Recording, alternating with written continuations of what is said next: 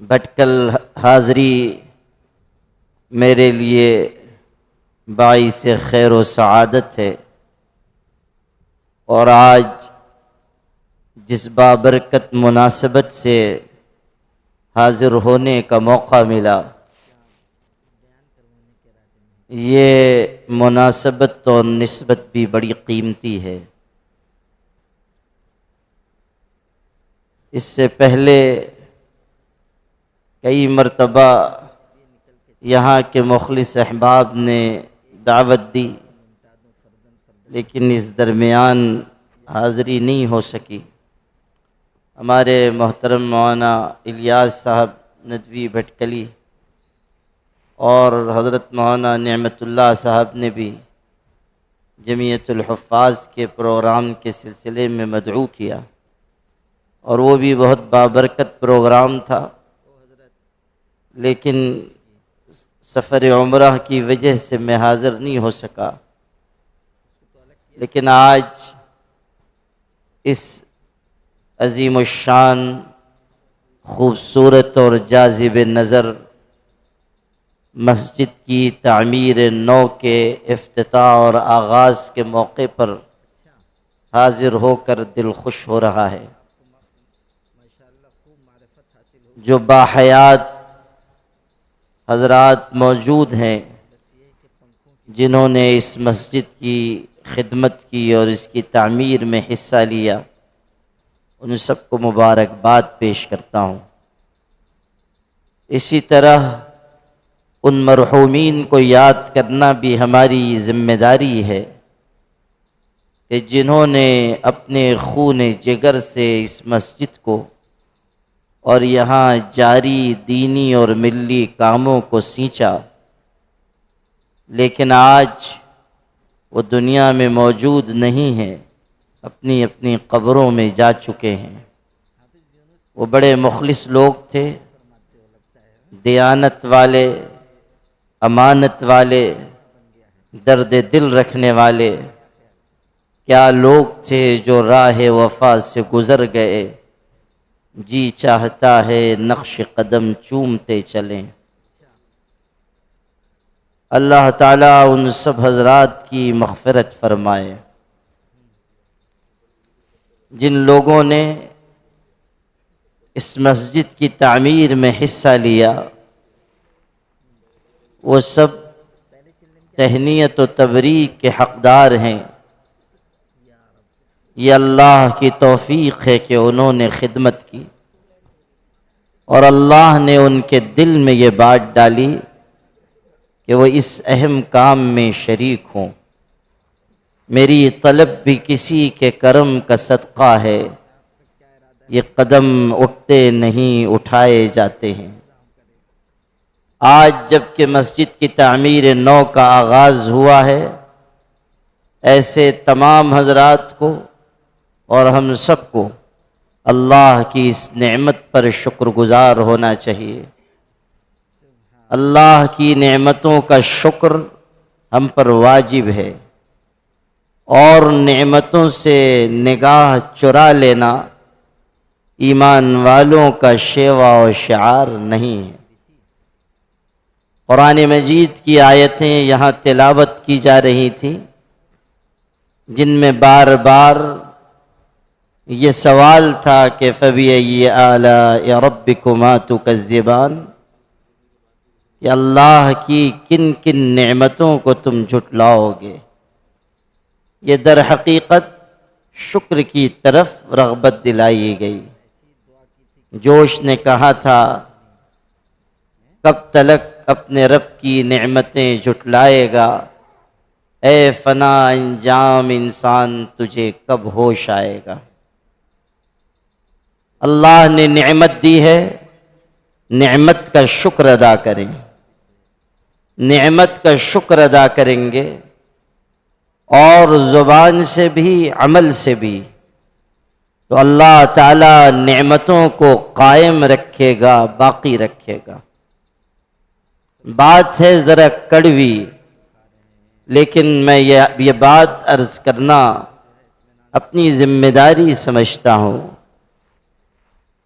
کہ اس وقت اس ملک میں مسجدوں کے ساتھ جو رویہ اختیار کیا جا رہا ہے اور جس طرح ایک کے بعد ایک مسجد پر یلغار ہے، اس کی وجہ سے یقیناً ہمارا دل دکھتا ہے، اور ان مشکل حالات کی وجہ سے ہمیں تکلیف ہوتی ہے، لیکن غور کرنا چاہیے کہ کہیں ان حالات کے پیچھے ہماری کوتاہی، ہماری نمازوں اور مسجد سے غفلت کار فرما تو نہیں۔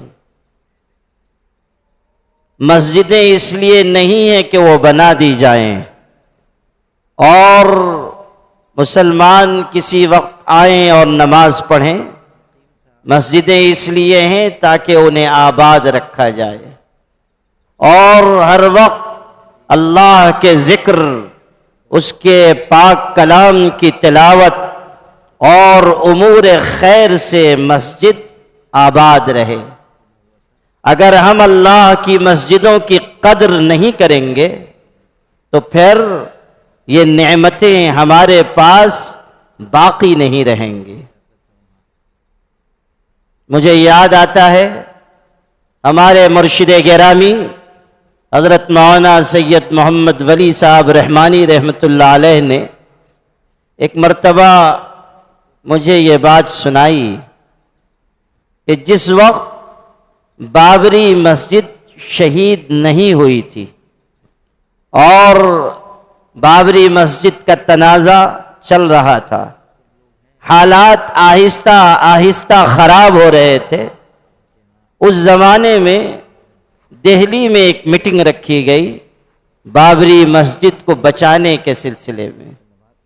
اس میں اس زمانے کے کئی سرکردہ مسلمان، اونچی حیثیت کے لوگ، سیاسی سماجی شخصیات وہ بھی جمع ہوئیں، حضرت کو بھی بلایا گیا اور بھی دو چار علماء۔ میٹنگ لمبی چلی، بحث ہوتی رہی، مشورے ہوتے رہے، تجاویز آتی رہیں۔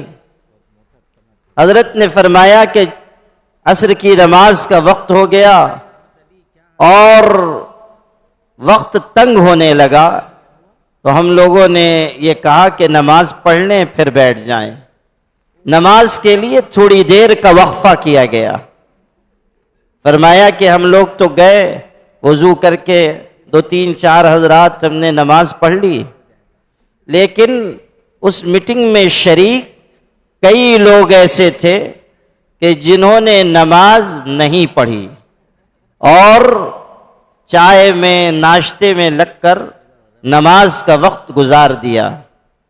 حضرت نے بڑے درد سے یہ فرمایا تھا کہ یہ دیکھ کر اسی دن میرے دل سے یہ آواز آئی کہ بابری مسجد کو کوئی بچا نہیں سکتا۔ جب ہم مسجدوں سے اپنا رشتہ کمزور کریں گے تو سمجھیے کہ کوئی طاقت، کوئی قوت ہمیں محفوظ نہیں کر پائے گی۔ اس وقت جو ملک کے حالات ہیں، یقیناً اس کی وجہ سے ہم سب کو تشویش ہو رہی ہے، اور مسئلہ صرف یہ نہیں ہے کہ وقف کے سلسلے میں ایک قانون لایا گیا اور جبراً ہم پر مسلط کیا گیا۔ مسئلہ اس کا ہے کہ ایک کے بعد ایک ہم پر یلغار ہو رہی ہے، دن بدن حالات ناسازگار ہو رہے ہیں، نفرت کا زہر پورے ملک میں پھیلایا جا رہا ہے، بڑھایا جا رہا ہے۔ آپ دیکھ رہے ہیں کہ کتنی تیزی سے ملک تبدیل ہوتا چلا جا رہا ہے۔ عدالتوں کا رویہ اپنی جگہ، اس ملک میں بسنے والے لوگ مسلمانوں کو جس نگاہ سے دیکھ رہے ہیں، اس نگاہ میں جو تحقیر چھپی ہوئی ہے آپ اور ہم اسے محسوس کر رہے ہیں۔ معمولی بہانوں سے مسلمانوں کے مکانات گرائے جا رہے ہیں، بلڈوزر چلا دیے جا رہے ہیں، فسادات کے نام پر پھر ملک کی فضا کو مسموم کیا جا رہا ہے۔ ایک دو معاملہ نہیں ہے، اور نہ یہ قصہ ہے کہ وقف کا قانون آ گیا اور بس یہی ایک مسئلہ ہے جس کا ہمیں مقابلہ کرنا ہے۔ ہر دن نئی نئی مصیبتیں لائی جا رہی ہیں، مسائل الجھائے جا رہے ہیں، پریشانیاں بڑھائی جا رہی ہیں۔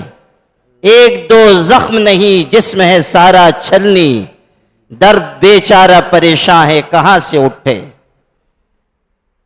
حالات اس طرح کے بنا دیے گئے ہیں کہ ہم اور آپ اس ملک میں خوف بھی محسوس کریں، بے بسی بھی محسوس کریں، اور پھر قوتوں اور حکومتوں کی غلامی کا راستہ اپنائیں۔ میرے بھائیوں، ان مشکل حالات میں ہمیں قرآن پاک کی طرف رجوع کرنا ہوگا اور اپنے مسائل کا حل قرآن مجید کے ذریعے جاننا ہوگا۔ ہمیں دیکھنا ہوگا کہ قرآن مجید ہمارے لیے کیا راہ عمل متعین کر رہا ہے۔ اگر ہم اپنی عقل سے، اپنی سوچ سے، اپنے علم کی روشنی میں کوئی راستہ چنیں گے، وہ راستہ نہ تو محفوظ ہوگا، نہ مضبوط ہوگا، نہ مستحکم ہوگا۔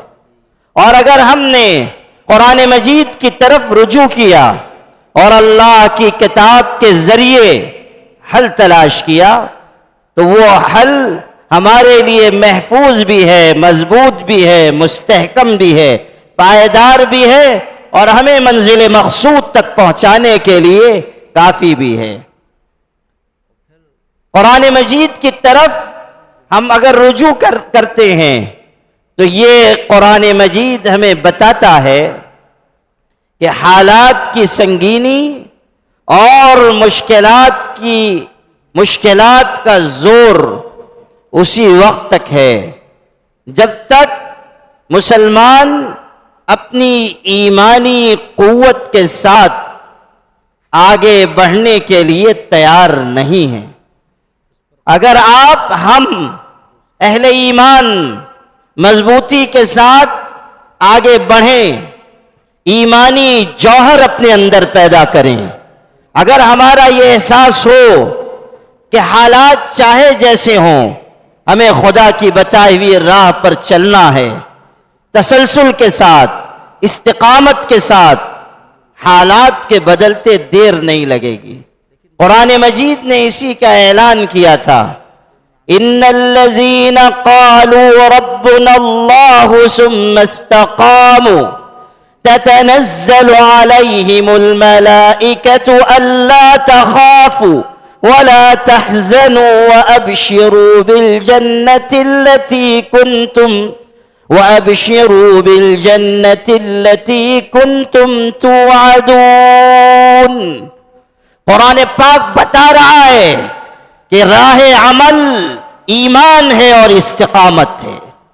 ایمان یعنی اللہ کی ذات پر لازوال یقین، دل سے یہ ماننا کہ تمام تر اختیار و اقتدار کا مالک تنہا اللہ ہے، سارا نظام اسی کے قبضے قدرت میں ہے، وہ جب چاہتا ہے، جس طرح چاہتا ہے حالات کو تبدیل کر دیتا ہے۔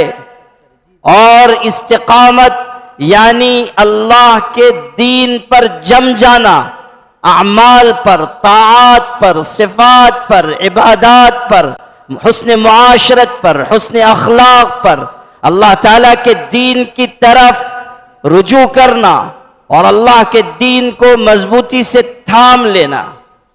قرآن مجید میں ارشاد ہوا، وَكَأَيٍّ مِّن نَّبِيٍّ قَاتَلَ مَعَهُ رِبِّيُّونَ كَثِيرٌ فما وهنوا لما أصابهم في سبيل الله وما ضعفوا وما استكانوا واللہ يحب الصابرین۔ ارشاد فرمایا جا رہا ہے کہ حالات آئیں گے، مصائب آئیں گے، مشکلات آئیں گی، سچے ایمان والے وہ ہیں کہ حالات ان کے قدموں میں لغزش نہ پیدا کر سکیں اور مشکلات انہیں ان کی راہ سے ہٹا نہ سکیں، وہ صبر کے ساتھ، استقامت کے ساتھ اللہ تعالیٰ کے دین پر جمے رہیں اور حالات کا پوری بصیرت کے ساتھ مقابلہ کریں۔ یہ قرآن مجید کا بتایا ہوا حل میں نے اپنی گفتگو کے آغاز میں اس لیے عرض کیا ہے تاکہ سب سے پہلی اور بنیادی جو بات ہے وہ ہمارے اور آپ کے ذہن میں تازہ ہو جائے کہ اصل کرنے کا کام یہ ہے، نعروں سے، جذبات سے، امنگوں سے، دعووں سے، جلسوں سے قوموں کی تقدیر نہیں بدلتی۔ قوموں کی تقدیر اگر بدلے گی تو اللہ تعالیٰ کی طرف رجوع کرنے سے، اللہ تعالیٰ کے احکامات پر عمل کرنے سے، طاعات اور عبادات سے جڑنے سے اگر ہماری تقدیر بدلے گی تو اللہ تعالیٰ کے وعدوں پر یقین کرنے سے۔ آپ دیکھیے کہ جن لوگوں نے اللہ تعالیٰ کے وعدوں پر یقین رکھ کر اعمال اور طاعات کا راستہ اختیار کیا، اللہ تعالیٰ نے ان کے لیے کامیابی مقدر فرمائی۔ وہی راستہ ہم کو بھی چننا ہوگا۔ اب آئیے اس طرف کہ اس وقت جو وقف کا قانون ہم پر مسلط کیا گیا ہے، اس کے نقصانات کیا ہیں، اس کی وجہ سے دشواریاں کیا پیدا ہوں گی، اس کو میں آپ کے سامنے عرض کرنے کی کوشش کرتا ہوں۔ سب سے پہلے تو یہ سمجھیے کہ وقف کیا ہے۔ اللہ تعالیٰ کی راہ میں ثواب کے جذبے کے ساتھ اپنی ملکیت، اپنی جائیداد، اپنا پیسہ، اپنی زمین، کوئی چیز اللہ کی راہ میں دے دینا اس طرح کہ اس سے لوگوں کو فائدہ پہنچتا رہے، یہ ہے وقف۔ اور چونکہ مسلمانوں کو ترغیب دی گئی ہے کہ وہ اللہ کی راہ میں خرچ کریں، اللہ کی راہ میں اپنا مال لگائیں، اس لیے مسلمانوں میں ایک جذبہ ہے کہ وہ کچھ نہ کچھ اللہ کی راہ میں دیتے ہیں۔ غریب مسلمان بھی ہو تب بھی اللہ کی راہ میں خرچ کرتا ہے۔ آپ دیکھیے کہ کتنی مسجدیں اس ملک میں بنی، وہ سب مسلمانوں نے اپنے صرفے سے بنائی۔ کتنے مدرسے ہیں جو اس ملک میں قائم ہیں، وہ مسلمانوں کے چندے سے چل رہے ہیں۔ خانقاہیں قائم ہیں، دعوت و تبلیغ کا نظام قائم ہے، کتنے سماجی، رفاہی، ملی کام ہو رہے ہیں، کتنے اقلیتی تعلیمی ادارے قائم ہیں، وہ سب مسلمانوں کے تعاون سے چل رہے ہیں، مسلمانوں کے جذبہ انفاق کی وجہ سے قائم ہیں۔ بعض لوگ کہتے ہیں، اور آج کل تو سوشل میڈیا کا دور ہے اور طرح طرح کی باتیں کہی جاتی ہیں۔ ابھی ہمارے مولانا الیاس صاحب اشارہ کر رہے تھے کہ سوشل میڈیا پر قیادت کے بارے میں اور جماعتوں کے بارے میں اور تنظیموں کے بارے میں بھی لوگ طرح طرح کی باتیں لکھتے ہیں۔ پہلے یہ ہوتا تھا کہ کوئی بہت زمانے کے بعد ایک آدھ مفکر اسلام پیدا ہوتا تھا، بڑی محنت کوشش کے بعد۔ سوشل میڈیا کی برکت یہ ہے کہ جو پتھر ہٹائیے اس کے نیچے سے 1 درجن مفکر اسلام نکلتے ہیں، اور وہ سب بیٹھ کے مسلسل سوشل میڈیا پہ لکھتے ہیں ایسا ہونا چاہیے، ویسا ہونا چاہیے، ایسا نہیں ہو رہا ہے، ویسا نہیں ہو رہا ہے، اور اپنی تجویزیں، اپنی رائے۔ اور جب کہا جاتا ہے کہ آئیے ذرا کچھ کام کیجئے تو یہ لوگ ایسے ہیں کہ سب سے پہلے گھر کے اندر کوٹھری میں جا کے لحاف اوڑھ کے قنوت نازلہ پڑھتے ہیں۔ یہ عملی میدان میں آنے والے لوگ نہیں ہیں۔ بزدلی اتنی ان کے اندر گھر کر گئی ہے کہ وہ باہر نکلنے کے لیے تیار نہیں۔ آپ چونکہ بہت دیر سے باتیں سن رہے ہیں اور خشک باتیں سن رہے ہیں، اس لیے ایک دلچسپ بات آپ کو سنا دیتا ہوں۔ وہ ایک صاحب تھے، وہ کہیں جا رہے تھے تو انہوں نے دیکھا کہ ایک گلی ہے، وہاں ایک صاحب کھڑے ہوئے ہیں اور دیر ہو گئی، وہیں کھڑے ہوئے ہیں۔ تو یہ آگے بڑھے سلام کیا، پوچھا آپ کا نام؟ تو انہوں نے کہا شیر خان۔ شیر خان، خان بھی تھے اور شیر بھی تھے، ڈبل منزلہ عمارت تھی۔ پوچھا اچھا آپ کے والد کا نام؟ تو کہنے لگے بہادر خان۔ کہا دادا کا نام؟ تو کہا شمشیر خان۔ شجرہ نسب بھی دیکھیے، شیر خان ابن بہادر خان ابن شمشیر خان۔ تو پھر انہوں نے پوچھا کہ آپ یہاں اتنی دیر سے کھڑے ہوئے کیوں ہیں؟ وہ کہنے لگے اصل میں گلی میں کتا ہے بیٹھا ہوا ہے، ذرا وہ ہٹ جائے تو میں گلی میں داخل ہو جاؤں۔ تو یہ شیر خان ابن بہادر خان ابن شمشیر خان ہے، جب تک گلی میں کتا ہے یہ داخل ہی نہیں ہو رہے ہیں۔ تو یہ بزدلی اور اس پر طرح طرح کی تجویزیں، طرح طرح کے مشورے۔ میں جو ابھی عرض کرنے جا رہا تھا وہ یہ کہ سوشل میڈیا پر آپ نے کئی دفعہ پڑھا ہوگا، اور ہمارے بعض جوشیلے مقرر بھی کہنا شروع کر دیتے ہیں کہ مسلمانوں کو چاہیے کہ وہ خرچ کرنے کا طریقہ سیکھیں، سلیقہ سیکھیں، RSS کو دیکھیں کہ وہ لوگ کس طرح خرچ کرتے ہیں، کس طرح سماجی رفاہی کاموں میں اپنا پیسہ لگاتے ہیں۔ یہ بات صرف کہنے اور سننے اور لکھنے کے لیے اچھی لگتی ہے، کان کھول کر سن لیجئے۔ میں پوری ذمہ داری سے آپ سے عرض کرتا ہوں کہ اس گئے گزرے دور میں بھی اگر اس آسمان کے نیچے اور اس زمین کے اوپر اللہ کی راہ میں خرچ کرنے والی کوئی قوم سب سے بڑھ کر ہے تو وہ مسلمان ہیں۔ اللہ تعالیٰ نے جو جذبہ انفاق اہل ایمان کو عطا کیا ہے وہ دنیا کی کسی قوم کے اندر نہیں ہے۔ آج بھی ہمارا غریب سے غریب مسلمان جس طرح اپنے حق حلال کی کمائی خدا کی راہ میں دے رہا ہے، وہ دوسروں کے بس کی بات نہیں ہے۔ دوسرے لوگوں کو یہ مشورہ دینا چاہیے کہ آپ آئیں اور خرچ کرنے کا طریقہ مسلمانوں سے سیکھیں، دیکھیں کہ مسلمان کس طرح خدا کی راہ میں دے رہے ہیں۔ ترکی میں ایک مسجد ہے، اس کا نام ترکی زبان میں ہے ساکی یدم۔ ساکی یدم کا مطلب ہے ترکی زبان میں گویا کہ میں نے کھا لیا، یہ مسجد کا نام ہے۔ اور وہاں اس کی تاریخ لکھی ہوئی ہے کہ ایک غریب مسلمان شخص تھا، محنت مزدوری کرنے والا، اس کے دل میں یہ جذبہ پیدا ہوا کہ میں کوئی مسجد بناؤں، اللہ کا گھر بناؤں، لیکن وہ خود غریب، محنت مزدوری کرنے والا، پیسے جمع نہیں ہو پا رہے ہیں، اس کی اتنی استطاعت نہیں کہ مسجد بنائے۔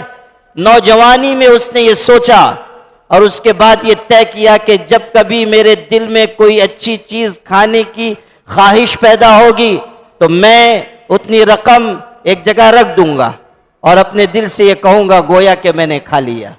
نوجوانی سے لے کے بڑھاپے تک اس شخص نے اس طرح ایک ایک پیسہ جمع کیا، اپنے آپ اپنی تمناؤں کو، خواہشات کو مار کر، اور جب اتنی رقم جمع ہو گئی کہ چھوٹی سی ایک مسجد بن جائے تو اس نے وہ مسجد تعمیر کرائی، اور لوگوں کو جب اس کی قربانی کا حال معلوم ہوا تو لوگوں نے اس مسجد کا نام اس کی قربانی کی یادگار کے طور پر یہ رکھ دیا کہ ساکی یدم، گویا کہ میں نے کھا لیا۔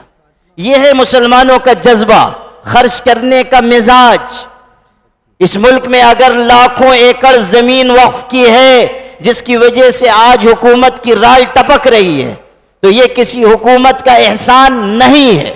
اگر یہ غلط پروپیگنڈا کیا جا رہا ہے کہ تقسیم کے وقت جو لوگ گئے ان کی جائیدادوں پر قبضہ کر کے ان کو وقف کر دیا گیا تو یہ اس صدی کا سب سے بڑا جھوٹ ہے، اور ہمیں صاف کہنا چاہیے کہ میڈیا کے زور پر پروپیگنڈا کیا جا رہا ہے۔ 1 انچ زمین بھی کسی حکومت کی نہیں ہے، ایک روپیہ بھی وقف میں کسی دوسرے کا دیا ہوا نہیں ہے۔ مسلمانوں نے اللہ کی راہ میں خرچ کیا، حکومتوں نے ہم پر کوئی احسان نہیں کیا۔ ہاں، ہمارے بعض غیر مسلم بھائی ایسے تھے کہ جنہوں نے مسجد کے لیے زمین دی، یا کچھ ایسے غیر مسلم بادشاہ تھے کہ جنہوں نے بعض مسجدوں کے لیے زمینیں دان کی، یہ ایک سچائی ہے، اور اس کو بھی اس نئے قانون میں روکنے کی کوشش کی گئی ہے۔ جو ایک گنگا جمنی تہذیب اس ملک میں رہی ہے اس کو بھی ختم کیا جا رہا ہے اس قانون کے ایک شق کے ذریعے۔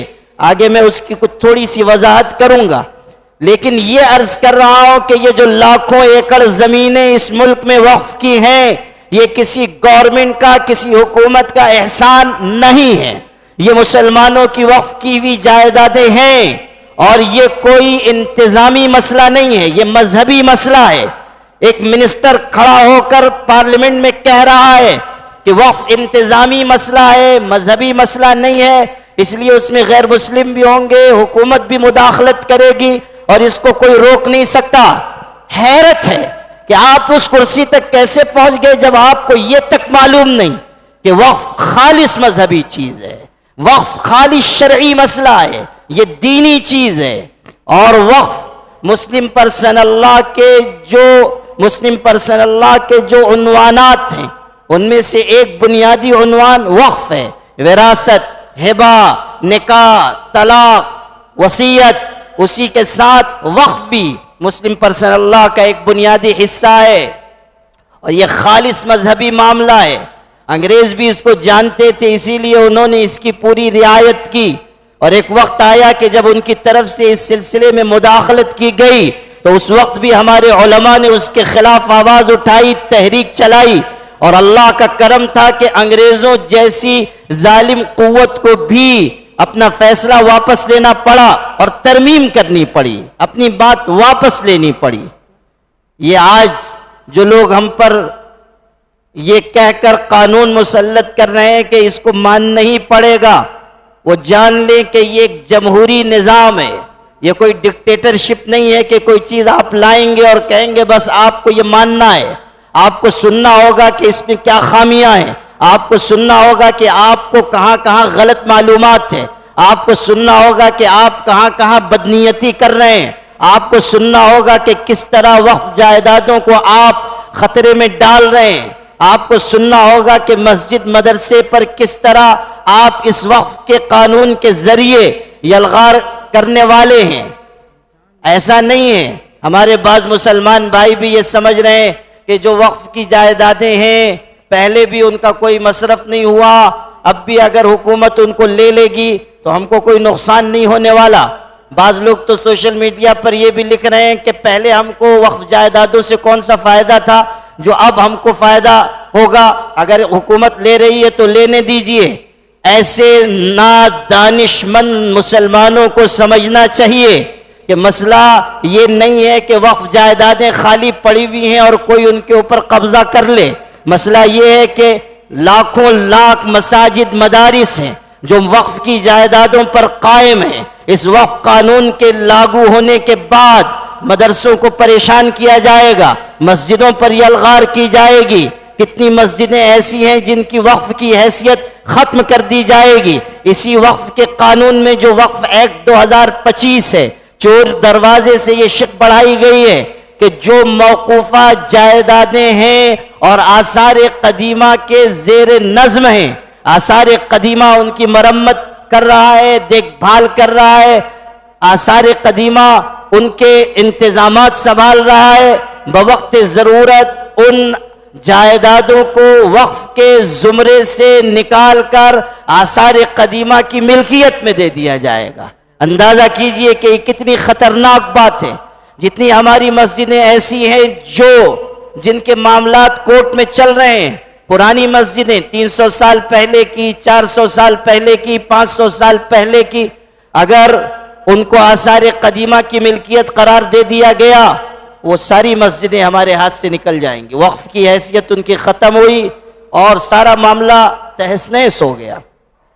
آپ دیکھیے کہ اسی قانون میں یہ بات ہے، لمیٹیشن ایکٹ کے تحت اس وقف کی جائیدادوں کو مستثنا رکھا گیا تھا کہ جائیدادیں وقف کی اگر ہیں اور ان کے اوپر کسی نے قبضہ کر لیا ہے، چاہے وہ قبضہ 50 سال پرانا ہی کیوں نہ ہو، لیکن اس قبضے کو ہٹایا جائے گا، قانون کی روح سے اس قبضے کو باطل قرار دیا جائے گا۔ لیکن اب لمیٹیشن ایکٹ کے تحت وقف جائیدادوں کو بھی شامل کر لیا گیا۔ اس کا مطلب یہ ہے کہ اگر 12 سال تک کسی وقف جائیداد پر کوئی قابض ہے تو وہ وقف جائیداد اس کی ملکیت قرار دی جا سکتی ہے۔ اگر حکومت کسی جائیداد پر قابض ہے اور 15 سال ہو گئے، 20 سال ہو گئے، اس کو سرکاری ملکیت قرار دیا جا سکتا ہے۔ آپ پارلیمنٹ کی تقریروں کو سنیے یا پڑھیے جو اس بل کے موقع پر کی گئی ہیں، ان میں صاف صاف معزز ارکان پارلیمنٹ نے جو اپوزیشن پارٹی سے تعلق رکھتے ہیں یہ کہا ہے کہ اس وقت سب سے زیادہ وقف جائیدادوں پر قبضہ ریاستی حکومتوں کا ہے، اسٹیٹ گورنمنٹس کا ہے، وہ سب سے زیادہ وقف کی جائیدادوں پر قابض ہیں۔ اندازہ کیجئے کہ اگر وہ قبضہ 12 سال سے پرانا ہوگا، اس قانون کی روح سے وہ زمینیں، وہ جائیدادیں سب چلی جائیں گی سرکار کی ملکیت میں۔ آپ جتنا تصور کر سکتے ہیں اس سے کہیں زیادہ یہ قانون خطرناک ہے۔ اور مسلمانوں کا، بعض ہمارے بھائیوں کا حال یہ ہے کہ ابھی وہ یہ سمجھنے کے لیے بھی پوری طرح تیار نہیں ہے کہ ہم کو کیا نقصان ہونے والا ہے۔ وہ سمجھ رہے ہیں کہ بس ایک قانون آیا ہے، کچھ تھوڑے مسائل ہوں گے، تھوڑی دشواری ہوگی، کچھ جائیدادوں پر قبضہ ہو جائے گا اور بات نپ جائے گی۔ نہیں، اس حقیقت کو بھی سمجھ لیجئے کہ لوگوں نے اس کو اچھی طرح جان لیا ہے کہ مدارس ہمارے لیے شہرک کا درجہ رکھتے ہیں۔ لوگ جان چکے ہیں کہ مدارس اسلامیہ کے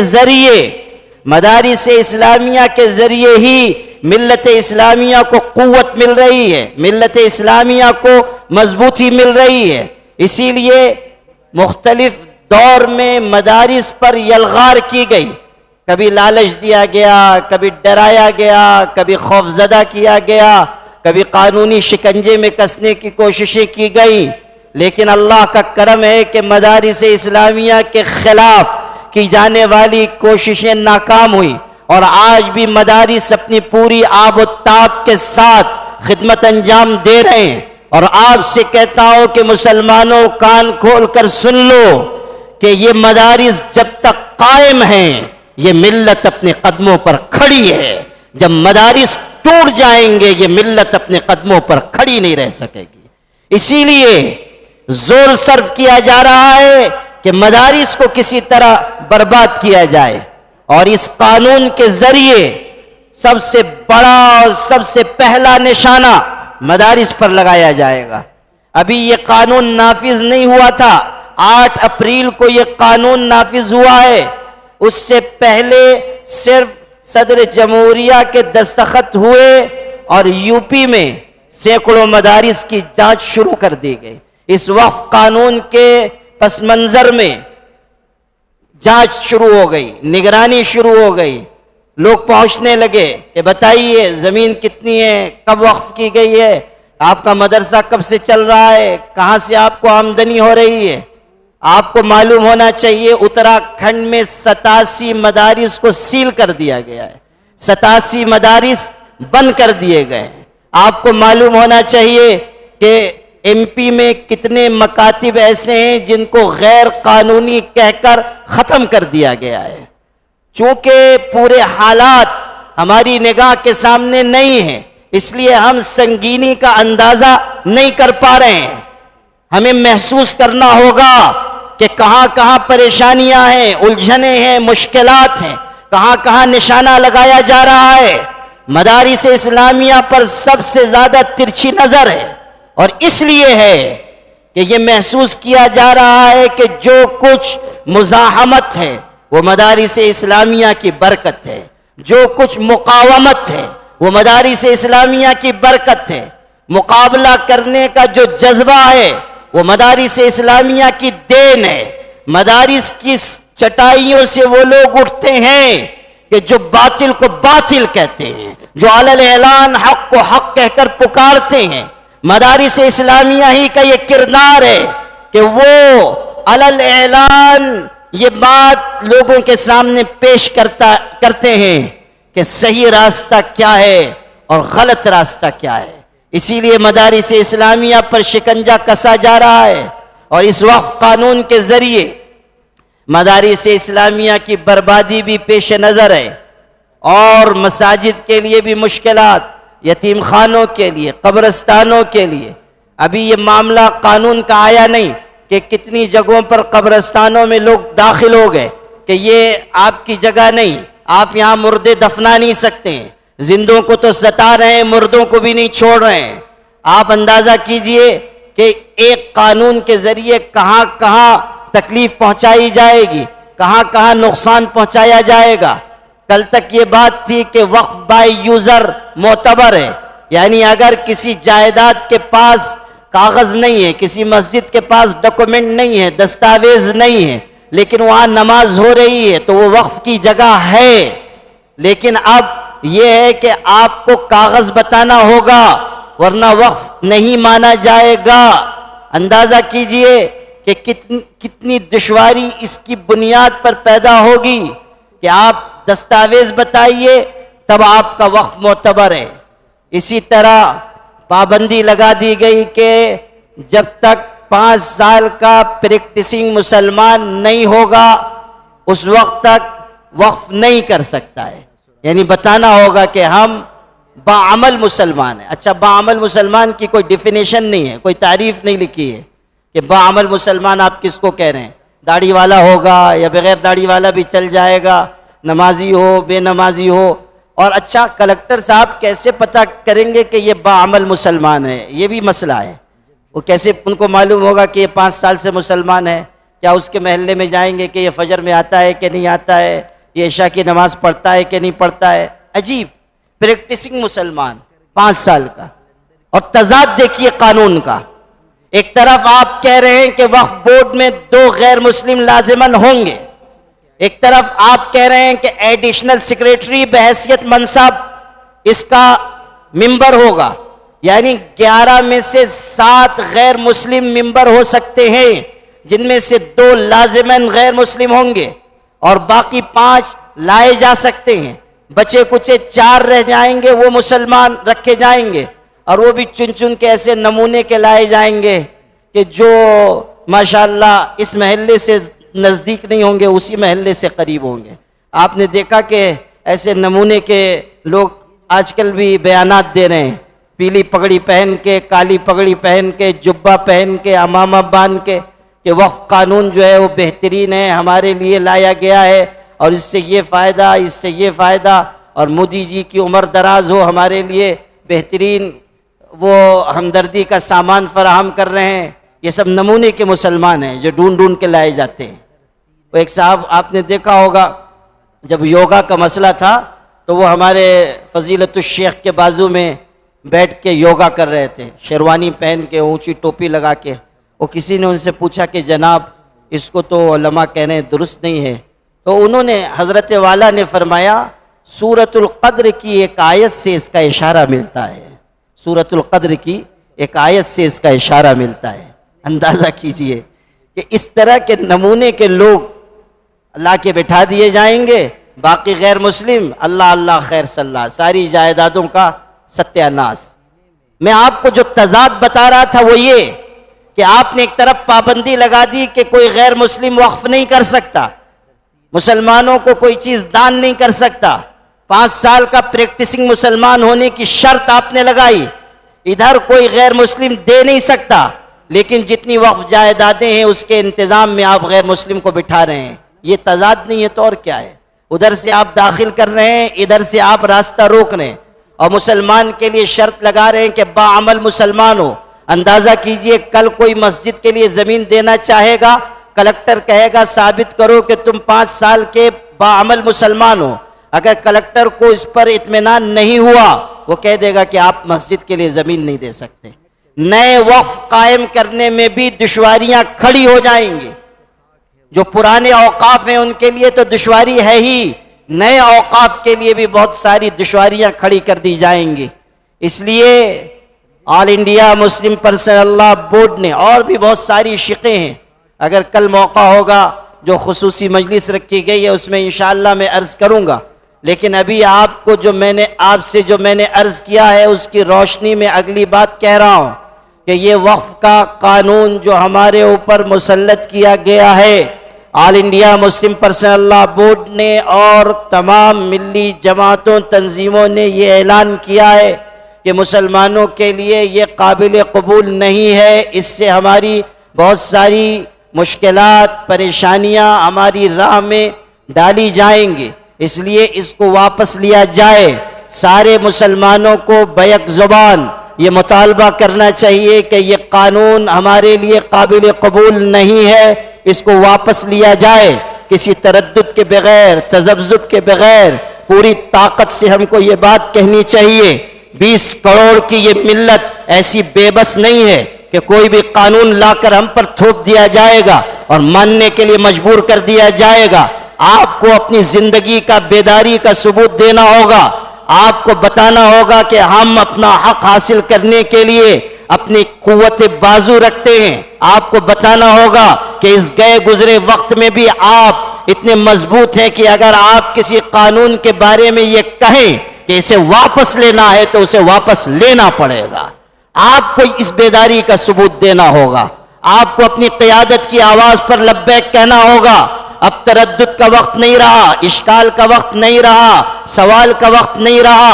اعلان ہو چکا ہے کہ احتجاج کیا جائے، اعلان ہو چکا ہے کہ اس قانون کی مخالفت کی جائے، اعلان ہو چکا ہے کہ حکومت سے پرزور مطالبہ ہو کہ آپ اس قانون کو واپس لیں۔ سارے مسلمانوں کو اس اعلان کے مطابق آگے بڑھنا ہوگا۔ آپ بتائیے کہ آپ سب all India Muslim personal law board کا ساتھ دیں گے انشاءاللہ۔ آپ یہ عزم اپنے اندر پیدا کریں کہ مسلم پرسنل لاء بورڈ نے آپ کو آواز دی ہے اور آپ سے یہ مطالبہ کیا ہے کہ جس علاقے میں احتجاج کی جو شکل موضوع ہو سکتی ہے اس کو اختیار کیا جائے، جلسے کیے جائیں، آپ اپنی طرف سے ناراضگی کا اظہار جس شکل میں کر سکتے ہو آپ کریں، بشرطے کہ آپ کے علماء، آپ کے علاقے کے قائدین اس کی اجازت دیں۔ مسلم پرسنل لاء بورڈ نے گائیڈ لائن جاری کی ہے کہ کیا کیا کرنے کے کام ہیں۔ کل جمعہ کا دن ہے، کل سے اگلے جمعہ تک تحفظ اوقاف ہفتہ منانے کا اعلان مسلم پرسنل لاء بورڈ نے کیا ہے۔ کل سے اگلے جمعہ تک ایک پورا ہفتہ تحفظ اوقاف کے عنوان سے منایا جائے۔ اس بیچ میں جلسے بھی ہو سکتے ہیں، کارنر میٹنگیں بھی ہو سکتی ہیں، جہاں ممکن ہو وہاں دھرنا دیا جا سکتا ہے، جہاں ایسے حالاتوں کے ہیومن چین قائم کی جائے، انسانی زنجیر بنائی جائے، آپ کیجئے۔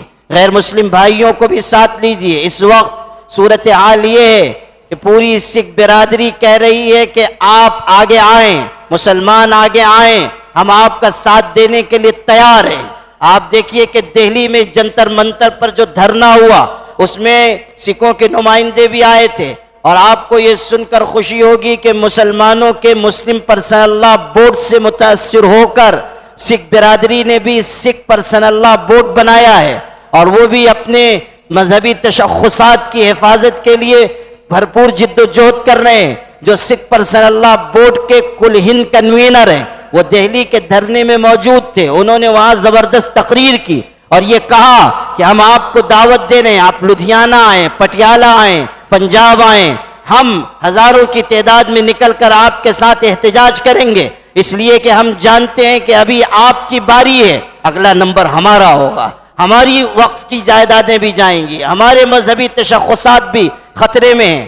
آپ کو معلوم ہونا چاہیے کہ دلتوں کی تنظیم بام صفت نے اعلان کیا، راشٹریہ مسلم مورچہ اس کا ایک ونگ ہے، ان لوگوں نے اعلان کیا کہ وقف کا قانون مسلمانوں پر ظالمانہ طریقے سے مسلط ہو رہا ہے، اس کے احتجاج کے لیے ہم گرفتاری دیں گے اور پورے ملک میں گرفتاری دیں گے۔ اندازہ کیجئے کہ وقف سے ان کا کیا لینا دینا ہے، لیکن آج وہ یہ محسوس کر رہے ہیں کہ مسلمانوں کے ساتھ ناانصافی ہو رہی ہے۔ آپ دیکھیں کہ بدھ مت کے ماننے والے ان کے ٹیمپل میں لوگ گھس گئے ہیں، وہ احتجاج کر رہے ہیں، وہ بھی پریشان ہیں۔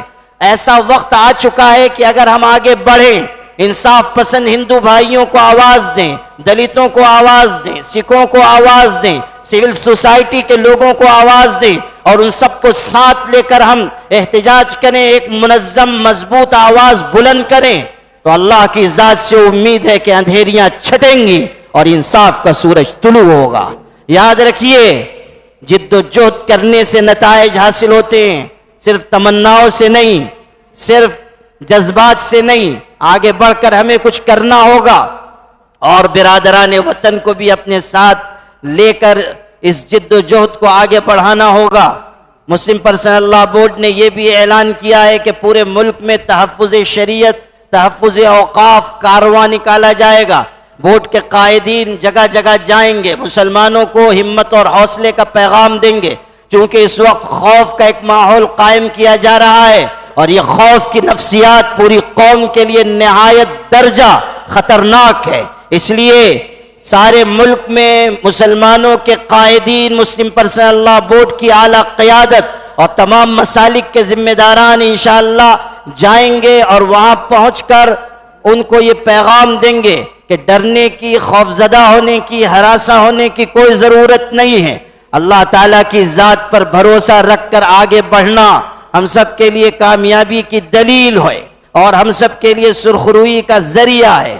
اسی طرح مسلم پرسنل لا بورڈ نے یہ بھی اعلان کیا ہے کہ تال کٹورا اسٹیڈیم میں انشاءاللہ ایک اعلیٰ سطحی نمائندہ اجلاس ہوگا، اور اس میں ایم پیز کو بھی شریک کیا جائے گا، اور کوشش ہوگی کہ ایک بہت طاقتور احتجاج دہلی کی سرزمین پر ہو، اور اس میں یہ بھی ہو سکتا ہے کہ علامتی گرفتاری سارے مسلمان قائدین پیش کریں، تاکہ انٹرنیشنل ایک خبر بنے اور ہمارے ملک پر کی حکومت پر بھی ایک دباؤ ہو کہ آپ کے ہاں کیا ہو رہا ہے اور مسلمانوں کے ساتھ کیوں ناانصافی کی جا رہی ہے۔ اس طرح کے بہت سے اقدامات مسلم پرسنل لا بورڈ نے طے کیے ہیں۔ میرے بھائیوں، جب آپ کی قیادت نے ایک فیصلہ کیا ہے، اس قیادت کے فیصلے کے ساتھ کھڑے ہو جائیے، اور قرآن مجید کی اس نصیحت کو ذہن میں رکھیے، یا ایھا الذین آمنوا اصبروا وصابروا ورابطوا واتقوا اللہ لعلکم تفلحون۔ اے ایمان والو، اللہ کے دین پر جم جاؤ، دوسروں کو بھی جمنے کی نصیحت کرو، ہمیشہ ہوشیار رہو، تیار رہو، چوکنے رہو، اور اللہ سے ڈرتے رہو، اللہ کا خوف پیدا کرو تاکہ تم کامیاب ہو جاؤ۔ یہ چار باتیں ہیں جو ہمارے لیے نشان منزل ہے، جو ہمارے لیے کامیابی کی شاہ کلید ہیں۔ صبر کرنا، جم جانا، دوسروں کو جمنے کی نصیحت کرنا، اور تیار رہنا، چوکنا رہنا، اور اللہ سے ڈرتے رہنا۔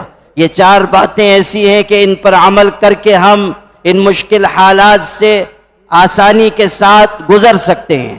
میرے بھائیوں، چونکہ کافی وقت ہو چکا ہے اور آپ لوگ دن میں بھی اجلاس میں شریک رہے، اور مسجد کا افتتاح بھی آج ہوا، اور پھر ابھی بھی بہت دیر سے آپ لوگ جلسے میں موجود ہیں، اس لیے میں نہیں چاہتا کہ اپنی گفتگو کو مزید لمبا کروں اور آپ کے صبر کا امتحان لوں۔ انشاءاللہ کل جو خصوصی مجلس رکھی گئی ہے، اس قانون کے سلسلے میں اور کچھ تفصیل عرض کر دی جائے گی، اور آپ کے یہاں کے جو مسلم پرسنل لا بورڈ کے ارکان ہیں اور جو ذمہ داران ہیں، مجلس اصلاح و تنظیم کے اور تنظیم مجلس ملیہ کے، اور جو آپ کے یہاں کے سرکردہ حضرات ہیں، علماء ہیں، انشاءاللہ وہ آپ کے علاقے کی مناسبت سے جو چیز موضوع اور مناسب ہوگی وہ آپ کے سامنے پیش کریں گے، اور اسی پر آپ کو چلنا ہے۔